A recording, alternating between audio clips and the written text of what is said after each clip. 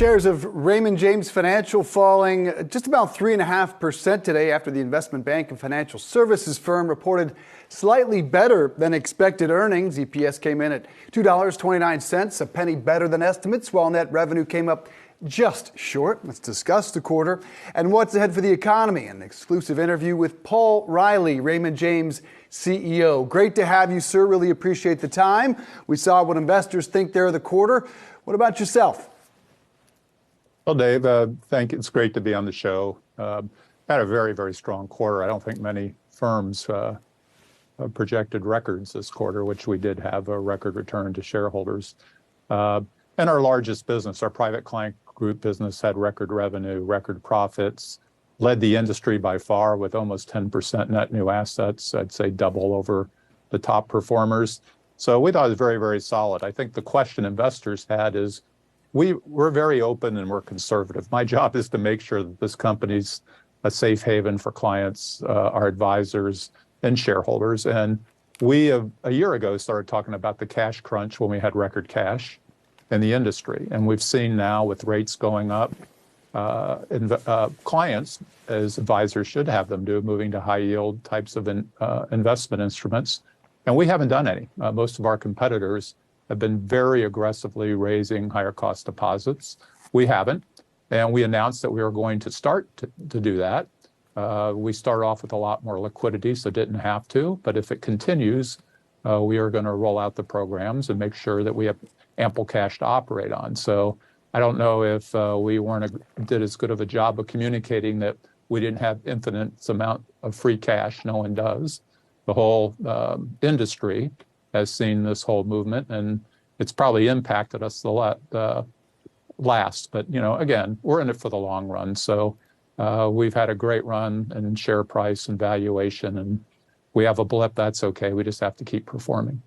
Paul, I know you're in it for the long run, but the next 12 to 18 months, that really seems to be the big focus among many investors recently. I know you set aside some loan provisions here for credit losses potentially going forward. When you talk about that macroeconomic picture within that a shorter time frame, how much worse do you see it potentially getting? Shauna, that's kind of the, multi-trillion-dollar question for the industry is, I don't know if we've ever seen a time like this where we saw rates go from prolonged near zero to raise so quickly, even though historically not high rates. So the movement of cash, I don't think anyone knows. We all can use our models and say how much.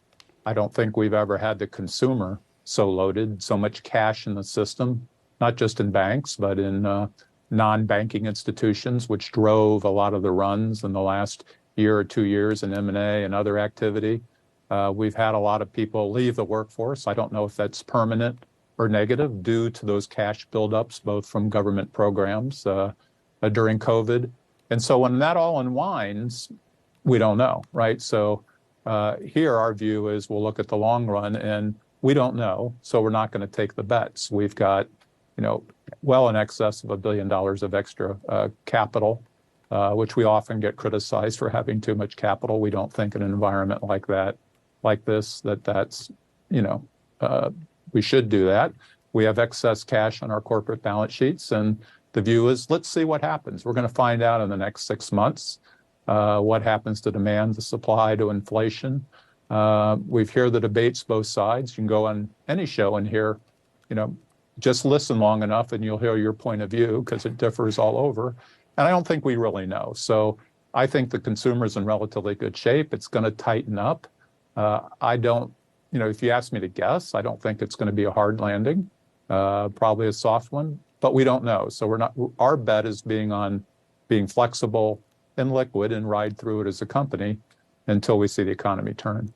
The era of free money being over, what is going to be the impact for the rest of the year? And do you think the Fed will hold rates where after a couple more hikes, fail to cut rates until 24? I think that it's been interesting to me over the last year, all these predictions that the Fed wasn't going to cut what they clearly said. Wasn't going to raise what they clearly said they were going to raise every week. And every time there was a 75 basis points ago, they're only going to do 25 or 50. I think they've been very clear. I think their strategy's been very clear. I don't think they're worried about the stock market. They're worried about inflation and getting that down. Unemployment still low, which is going to be the hard part of inflation to get under control. So I think they're going to stick to their guns, and they'll stop when they see signs. So the trends are in the right direction. They're lagging indicators, but I think they're going to wait till they know. So we could have more in front of us. And again, I think even, we talk about 6% mortgages. I remember when I got my first mortgage, I would have died and thought I went to heaven to get a 6% mortgage. So, when you're used to 6 is a lot, but when you're used to 9, it seems historically like a reasonable rate. So as long as it levels out and people get certainty, I think people will start coming back into the market. It's very important to put that in perspective. Paul, what about layoffs? That has obviously been a popular topic among the earnings calls. We've seen the layoffs start to creep in to the financial sector. How are you looking at your current headcount, and do you potentially see the need to adjust that headcount over the next couple of months? Yeah, it's another thing about the way we have governed the firm well, even before me, is that we tend to have a little lower salaries and higher bonus percentage just for these periods.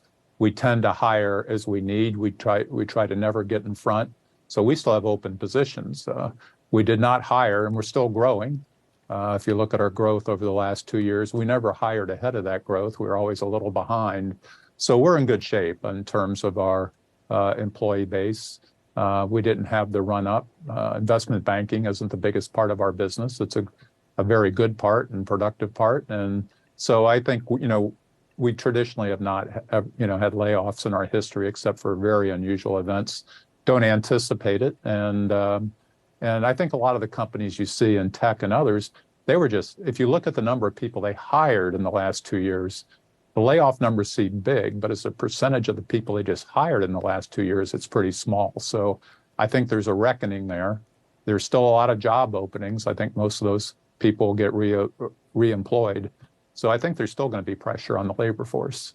Yeah, I'm looking at your earnings report. Your headcount's only grown about 5% from a year ago. So comparing that against a lot of the companies laying off workers, clearly a different picture. Hey, Paul Reilly, great to have you, CEO of Raymond James.